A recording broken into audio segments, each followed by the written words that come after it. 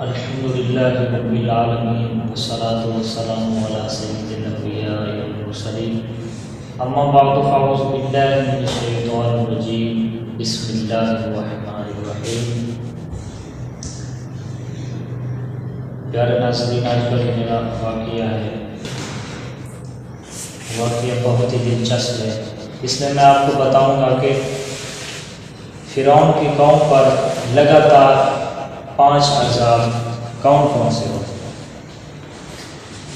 حضرت موسیٰ علیہ السلام اللہ تعالیٰ کے پیارے نبی تھے۔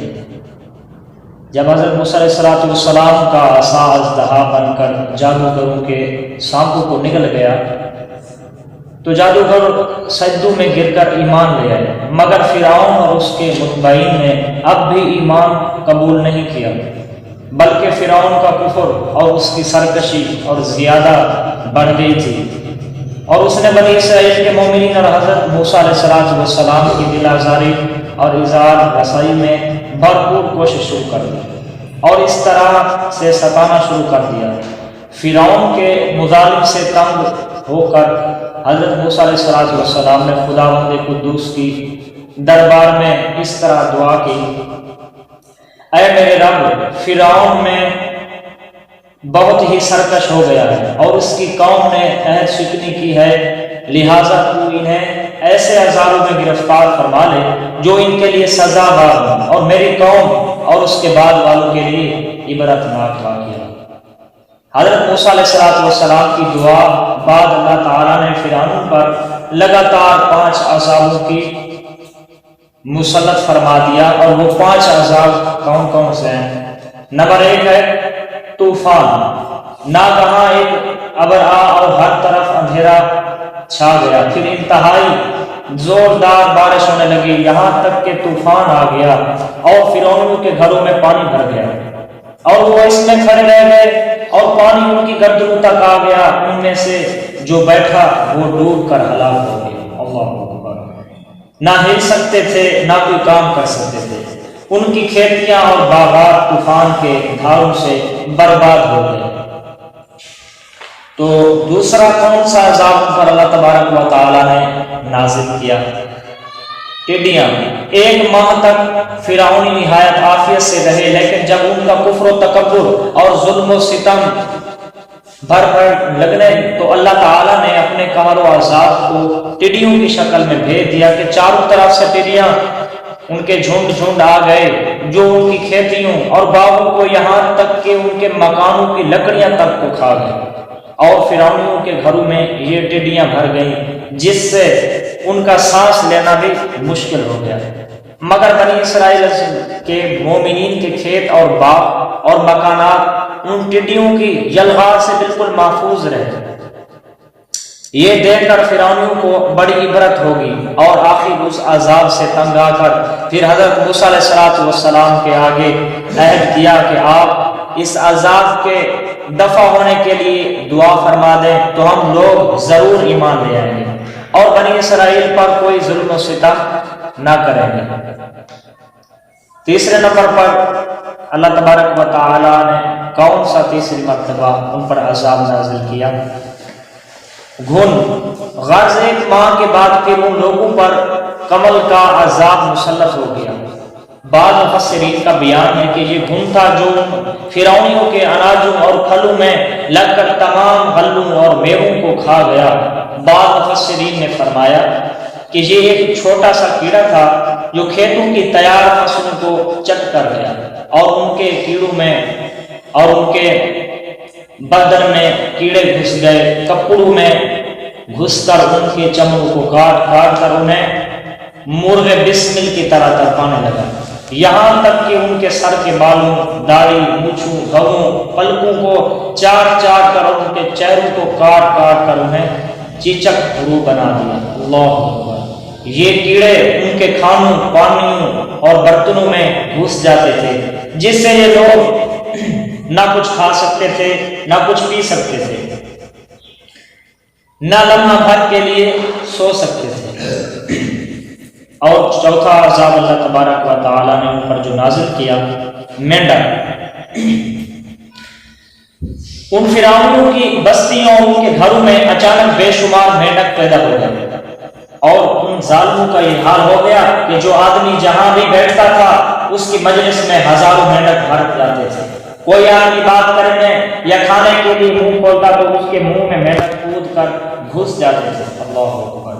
ہانڈیوں میں مینڈک، ان کے جسم پر سینکڑوں مینڈک سوار ہوتے تھے، اٹھنے بیٹھنے لیٹنے کسی حالت میں بھی مینڈکوں سے نجات نہیں ملتی تھی۔ اس عذاب سے فرعونی رو پڑے اور پھر روتے گڑ گڑاتے حضرت موسیٰ علیہ السلام کی بارگاہ میں دعا کی بھیک مانگنے لگے۔ بھیک مانگنے کے لیے آئے اور بڑی بڑی قسمیں کھا کر عہد و پیمان کرنے لگے کہ ہم ضرور ایمان لائیں گے اور مومنین کو کبھی ایذا نہیں دیں گے۔ چنانچہ حضرت موسیٰ علیہ السلام کی دعا سے 7ویں دن یہ عذاب بھی اٹھا لیا گیا، مگر یہ مردود قوم راحت ملتے ہی پھر اپنا عہد توڑ کر اپنی پہلی خبیث حرکتوں میں مشغول ہو گئے، مومنین کو ستانے لگے اور حضرت موسیٰ علیہ السلام کی توہین اور بے ادبی کرنے لگے۔ تو پھر عذاب الہی نے ان ظالمین کو اپنی گرفت میں لے لیا اور ان لوگوں پر خون کا قہر الہی بن کر اتر پڑا۔ اللہ اکبر۔ پانچواں عذاب اللہ تبارک پانچواں عذاب خون کا نازل کیا۔ پانچواں عذاب خون کا نازل کیا۔ ایک دم بالکل اچانک ان لوگوں کے تمام کنویں نہروں کا پانی خون ہو گیا، تو ان لوگوں نے فرعون سے فریاد کی تو اس سرکش نے کہا یہ حضرت موسیٰ علیہ السلام کی جادوگری ہے معذاللہ اور نظر بندی ہے۔ یہ سن کر فرعونیوں نے کہا کہ یہ کیسی اور کہاں کی نظر بندی ہے کہ ہمارے کھانے پینے کے برتن خون سے بھر کرتے ہیں اور مومنین پھر اس کا ذرا بھی اثر نہیں ہوتا مومنوں پر۔ فرعون نے حکم دیا کہ فرعونی لوگ مومنین کے ساتھ ایک ہی برتن سے پانی نکالیں، مگر خدا کی شان کے مومنین اسی برتن سے پانی نکالتے تو نہایت صاف و شفاف اور شیریں پانی نکلتا۔ سبحان اللہ۔ اور فرعونی جب اسی برتن سے پانی نکالتے تو تازہ خالص خون نکلتا۔ اللہ اکبر۔ یہاں تک کہ فرعونی لوگ پیاس سے بے قرار ہو کر مومنین کے پاس آئے اور گڑ گڑانے لگے اور کہا ہم دونوں ایک ہی برتن سے ایک ہی ساتھ پانی پیا کریں گے اور منہ لگا کر اکٹھے پانی پیا کریں گے، مگر خدا کی قدرت خداوندی کا عجیب جلوہ نظر آیا۔ ایک ہی برتن سے ایک ہی ساتھ منہ لگا کر دونوں پانی پیتے تھے، مگر مومنین کے منہ سے جو جاتا پانی وہ پانی بن جاتا، اور جو فرعونی منہ لگا کر جو پانی پیتے تھے وہ خون بن جاتا تھا۔ اللہ اکبر۔ مجبور ہو کر فرعون اور فرعونی لوگ گھاس اور درختوں کی جڑیں اور چھالیاں چبا چبا کر چوستے، مگر اس کی رطوبت بھی ان کے منہ میں جا کر خون بن جاتی تھی۔ اللہ اکبر۔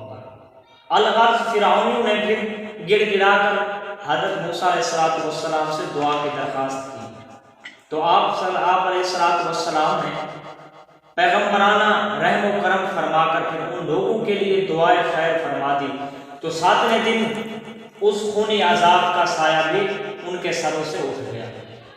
الغرض ان سرکشوں پر مسلسل 5 عذاب آتے رہے اور ہر عذاب 7ویں دن ٹلتا رہا، اور ہر 2 عذابوں کے درمیان 1 ماہ کا فاصلہ ہوتا، مگر فرعون اور فرعونیوں کے دلوں پر شکاوت اور بدبختی کی ایسی مہر لگ چکی تھی کہ پھر بھی وہ ایمان نہیں لائے اور اپنے کفر پر اڑے رہے، ہر مرتبہ اپنا عہد توڑتے رہے، یہاں تک کہ اللہ تعالیٰ کے قہر و غضب کا آخری عذاب آ گیا کہ فرعون اور اس کے متبعین سب دریائے نیلم میں غرق ہو کر ہلاک ہو گئے، اور ہمیشہ کے لیے خدا کی دنیا ان عہد شکنوں اور مردودوں سے پاک و صاف ہو گئی، اور یہ لوگ دنیا سے اس طرح رشت و نابود کر دیے گئے کہ روئے زمین پر ان کی قبروں کا نشان بھی باقی نہ رہا۔ تو سامعین گرامی، اللہ تبارک و تعالی بے نیاز ہے، تو ہم تمام کو چاہیے کہ اللہ تبارک و تعالی کی اطاعت میں اللہ تبارک و تعالیٰ کے دیے گئے رزق پر شکرانہ ادا کریں، کیونکہ اللہ تبارک و تعالیٰ ہی بہتر جاننے والا ہے، بہتر رزق عطا کرنے والا ہے۔ تو انشاءاللہ عز و جل اللہ پاک کی بارگاہ میں دعا ہے اللہ تبارک و تعالی ہم تمام کو 5 وقت کی نماز باجماعت پڑھنے کی توفیق عطا فرمائے انشاءاللہ عز و جل، اور جو کچھ سنا اس پر عمل کرنے کی اور دوسروں تک پہنچانے کی اللہ تبارک و تعالی ہمیں توفیق عطا فرمائے، آمین بجاہ النبی الامین، صلی اللہ علیہ وسلم۔